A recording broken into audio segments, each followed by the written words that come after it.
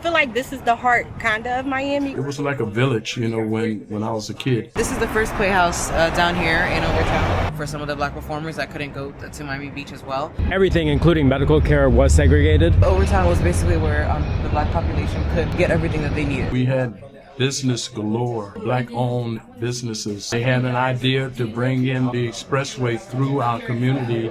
We lost a lot of businesses as well as residents. My grandma told me about the stories. They knocked down the buildings and they put the highways and made all the black people move out. Overtown is getting smaller. They're stretching downtown, but it was historic Overtown. 3 big international constructions. That was all a ghost town some 10 years ago.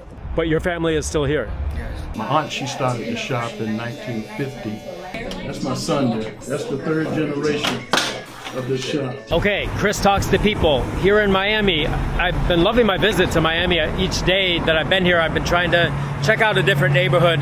So today we're going to check out Overtown. And I have not been there before, and there will be far more authoritative videos you can find on the neighborhood of Overtown. I just want to walk around, see some sights, and meet some of the people and ask them about what life is like here. We're gonna meet up with a new friend who I met in Miami a couple days ago in Little Havana. She was giving a tour there, but she also knows Overtown. She said, Chris, you should really check it out. Overtown is really right next to downtown and clearly feeling the pressures of hyper development and gentrification in past decades.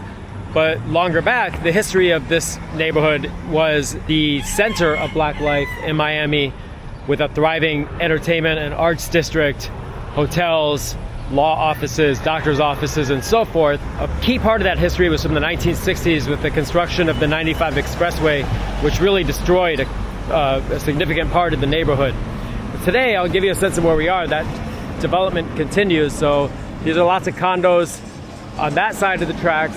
And then you go this way and a highway, and this will take us into the neighborhood of Overtown. So let's go meet Judina, see if we can walk around, talk to some folks, see some sights here in Overtown, Miami. How's it going, everyone? Jude here from Miami, a street photographer. We're here in Overtown, one of the many historic places here in Miami. I'm just happy to show you around, show you a little bit of what I know. Thanks for spending time and suggesting that we visit Overtown. I had heard the story of the construction of the 95 Expressway through neighborhoods of color up north in New York City, all the way down to Miami. I-95 did in fact separate the community. So now here in Overtown, just the idea is to keep the culture preserved. This is the first playhouse down here in Overtown, built in 1913, and this actually is still in use. You mentioned that Overtown is Harlem of the South, historically, and people like Ella Fitzgerald and Nat King Cole performed here at this theater. I also read that they would sometimes perform in Miami Beach or other parts of Miami, not be allowed to stay there, so they come back to Overtown to stay here at night. Let's just say they were performing in Miami Beach. They couldn't stay there. They're coming here, and there is a hotel here that is still in operation. That was one of the historic hotels. It's also around that area that they refer to as Little Broadway. White chauffeurs believed to have dynamited Hall. Like, this is in part a record of the terror against the community all over the country, but including here in Miami. This right here is the Dorsey House, named after Dana A. Dorsey, who is Miami's first black millionaire.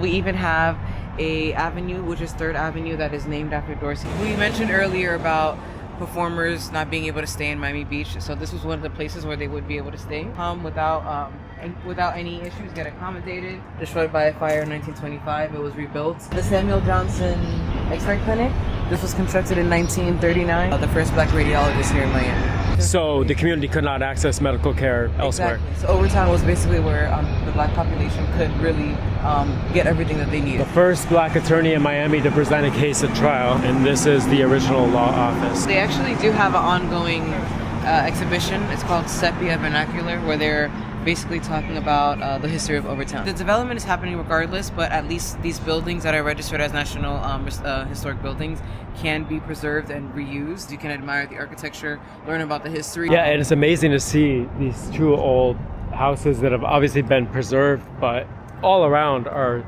tall, high-rise condos, I know, right? You can, maybe some office buildings. This right here, this building, kind of like with the orange accents, that was recently built. This was finished last year. This is 95. What you're seeing right here. This is I-95. So you can see it in reference to Overtown. Went right through the neighborhood. Some places were able to reopen, some weren't. Pushed people as well that were living here out. This building right here is the Center for Black Innovation. They are a cultural hub as well, and this garden was recently built. Dr. Dunn, he is also a historic person who does tours, and he has books about Overtown. But he has a little area here called Dunn's Farm. But if you look up Dr. Dunn, you will see he's a great person to learn about Overtown history.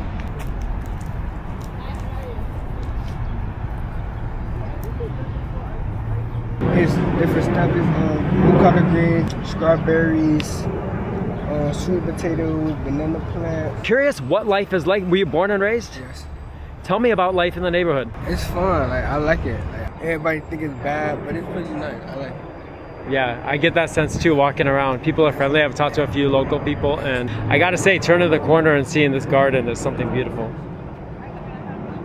My grandma been staying for a long time. They had buildings, and then they knocked down the buildings, and they put the highways and made all the black people move out and stuff.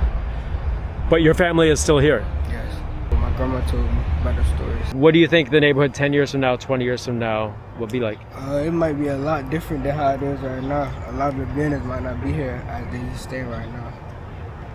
Have your like your friends and their families been able to stay since you lived here? Yes. Sometimes the rent go up a little bit higher because of the bigger buildings and stuff, so the rent go up a little bit. But yes. What's your name again? Ron.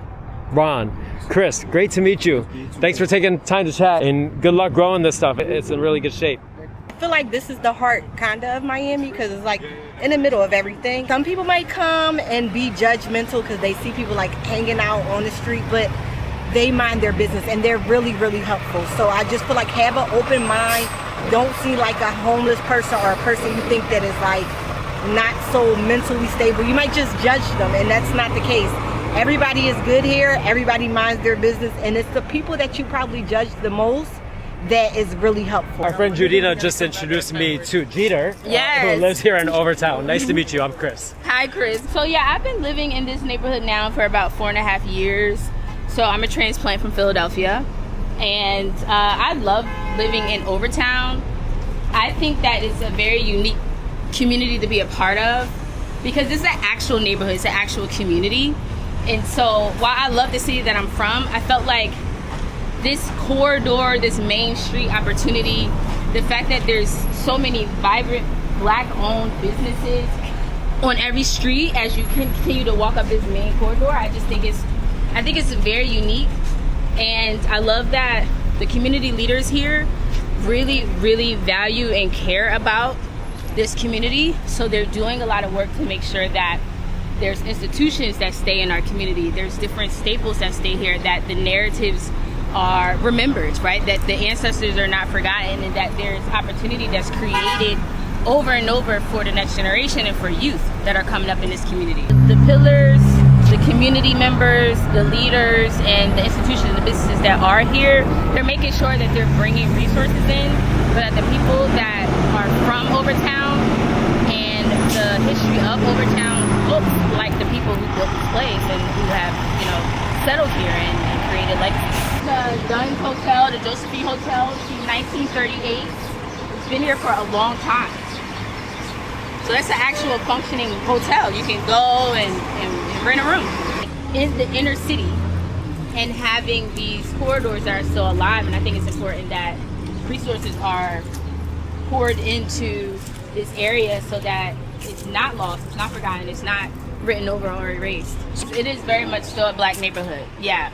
Now I know that a lot of the ownership has transferred, but one of the owners who owns a lot of the property in Overtown is working in tandem with the community to keep it in the community. So whatever the spaces need to be, I like that he's working in tandem to make sure that it's not turned into another apartment building, but it's actually going to stay a community center. It's a narrative about black inner cities across America in general. I'm from the inner city, I'm from Philadelphia. And I will tell you, Philadelphia inner city ain't nothing like Overtown. It's completely different. Philadelphia has this set of challenges, and Overtown I haven't seen the same set of challenges, although they have their economic challenges, but this place is not unsafe. This place is safe. is thriving. It's economics here, it's schools here, it's businesses here, it's clean, it smells good, it's art everywhere. So that's the Performing Arts Center, Overtown Performing Arts Center. So this is the new center that's going to be opening up this summer, Overtown Corner. I had a conversation with a guy who was getting on the bus, and he was like, is that a new mural? What is this place going to be? Why did they paint it with people we don't know? And he was telling me about the person that used to be on this wall. And there was another old timer, her name, she's actually still alive. Her name is Dr. Dorothy Jenkins. She is the founder of the Black Archives. So if you really want some historical perspective about Overtown, check out the Black Archives because they have everything. And she used to be painted on that wall. Wow. But now it's, you know, it's been redone. I'm pretty sure it needed to be touched up, and it's like, where's the original artist? No one knows. Let's just give the building a facelift. So this art was just dedicated. All these little patches here is the story of Overtown. The music, the Lyric Theater. Lyric Theater was saved by the Black Archives, and that's Dr. Dorothy Jenkins. Black men who stood up to help get to that 162 signatures so that Miami could be sanctioned a city. That's the history of this right here. Pastor Willie, he owns these two businesses, a juice store here, then he owns a barbershop. In April, he is going to have a big city celebration in honor of his family who's been doing business in this community for 76 years. And so they have a day named after him and his family. Hey, you busy? That's my son there. That's the third generation of this shop. Look like you're gonna win this one. You got 9. You won. You won the game. Yeah, my name is Pastor Willie O. Williams Sr. You know, the second owner of the shop. My aunt, she started the shop in 1950, and then I came 30 years later, and I, continued the business, and I decided to buy the building. We was very vibrant. We had business galore, Black-owned businesses, tremendous businesses, and it's just that they came.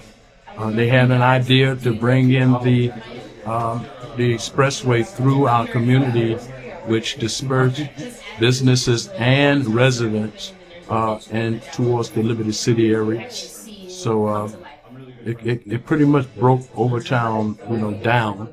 It didn't break them up, but they brought them down. We lost a lot of businesses as well as residents. We had about, I would say about 20,000 residents, at the time, and then we went down to like 7,000. That's about where it is now, you think? It's picking back up, but with another culture, another ethnicity. So they come in and they filling in the vacants by design. We could have did better, for some reason, somehow, we fell through the cracks when it came to unity. And by not unifying and standing up for what we have had and what we believe, we fell through the cracks. This place was painted with African Americans, and somehow we lost lost our way. But I was one that saw the vision, and I went ahead and bought my building, and we're here today just because of the decision I made. Can you describe what the neighborhood felt like when you were a kid? It was like a village, when I was a kid. We had many parents who went everywhere you turned. Somebody knew your parent had the authority to chastise you or to straighten you, when they saw you out of order. And all the businesses knew the children, and we can go there and pretty much, get what we need. Dina here led us through the neighborhood, and we walked by the historic Lyric Theater, the International Longshoremen's building across the street. It's a Dorsey house. Staples in the neighborhood. longshoremen's, they don't get the respect that they should, but they've been there. They're on their 90th year in existence. This one here was just being recognized as a pastor and barber, and the evangelism that took place within the businesses, and I was always reaching out to people, trying to keep them in order, trying to keep them straight. The young people needed some guidance, and I could say God, He used me to help them. And did you do so in the walls of a church, or was it more in the barbershop? I did most of my ministry in the barbershop. This is barbershop / church, so I did most of it. But my church is right next door. What's it called? Greater Mercy Missionary Baptist Church. It's right on the other side of this wall. I mean, clearly you're a pillar of this community. Yeah, we're celebrating 76 years being here. On April 27th of every year is Pastor Willie L. Williams Day. That one there, the proclamation there. Well, Pastor, thank you for letting us wander in here and have this conversation. This is a whole nother business corridor too. Even in a big city like this, it can be a small world, and I love how that. fortunate I am to have bumped into each of you. I'm grateful. So, Ju and Tony, you've been doing photography about changing downtown Miami, how the city landscape has changed. Yeah. Do you want to say anything about that? Drastically. Like over the past 15 years, from when it went for being a little bit more sparse, really good, solid community buildings, to knocking a lot of down, taking away more housing from in the area, and building more honestly more unaffordable. Nothing's rent controlled or anything, as far as we know. I mean, there might be, but it's such a small population that's only going to be able to accommodate so many people. Yep. I mean, I worked in housing before I got here, dealing with HUD funds and everything. They So keep opening them. Yeah. There's more. there's 2 new ones on this street alone, right? Yeah. One next door to this one. Yeah. Just open. That doesn't even look like it's open. As soon as you start to head north, it's all condos, and they're they're consecutively knocking down places like this here across the street, and then they're gonna rezone the land. They'll find some way to fund it, with another contractor, and just continue to build and build and build. Overtown is getting smaller, like Pastor Willie was saying, and they're stretching downtown. So they're calling it downtown, but it was historic Overtown. Yeah. I could show you with numerous buildings since 2013. I come home state penitentiary. And we not until the 14th year until we get to January the 1st. And I done seen over $100 trillion for what we did. None of these bridges, it was nothing but I-95 with a 2-lane highway. And the oldest bridge that came, which would be I-95, that goes straight to the bridge, with them bringing in the new bridges, there's not an old bridge to show. And when they just started this construction about 2016, they still building, and it's 2026. On that side of the track, already have 3 big international constructions right there at 8th Street. You have one on the right, one on the left. Now we have a mall with Target and all that. That was all a ghost town some 10 years ago. Over the population that done grown over the last 10 years, 85% of the people that built that residence been living there for about 9 years. Yeah. And I can go back from 2013, from the people that done committed to all these buildings. From 2013, when I come home, I done seen over 65 houses go up in the air and he's still building. So we walked through Overtown and just turned the corner, and you see how development has encroached on the historic core of the neighborhood. And Ju just pointed out to me right ahead there's a Target, a Burlington coat factory. I think it's like a 5 and below. Yeah. So this right here, this housing has been here, and right, you'll see how close it is to this next building. So, but there is a little bit. The actual complex has a little like, it's kind of like a little park, so like green space. So that's kind of separating it. So I guess that's a little more inviting. But Target. Yeah. And then right next to this building, this little Sawyer's block, like park is like what I was just mentioning. There's some benches, a little bit of green space. There are also residences in this plaza. Okay. They were reserving a lot of the units for them to still be affordable housing units. You'll start to see the buildings, they'll look more like, I don't know if municipal is the right word, but like as you were saying, like the courthouse building, like the post office buildings and so forth. All of those buildings are just a few blocks ahead. You have the government center here this year as well. But as you can see at the end of this corner by the Target, there's the Overtown sign on the corner. So that like we're still technically in Overtown at this street. Once you're crossing, that's where you're deeper into what they call downtown Miami. All right, Drew, I call that a successful afternoon. It was nice and sunny, but you kind of got a nice view of what Miami is on a regular day. I'm happy that you came around with us and you walked the neighborhood. Thanks for coming with us. I know you do tours on your own in Miami. I'd love to hear about. Yeah, I do photo walks, which are anytime if you were here down in Miami and you wanted to visit a local area, we do walks early in the mornings with Miami Photo Walk. So you can always find us on Instagram and kind of see where we're going to be. I'm a tour guide now too, so lately I've been doing tours in Little Havana. So if you look up Little Havana food or walking tours, you will definitely find us. On Instagram, you can look up So Floridian. And then if you want to keep up with the actual like real-time documentation of the transformation of Miami, then you can also follow the project, which is called Miami Developed. Thank you so much for inviting me to spend the afternoon here in Overtown. Of course.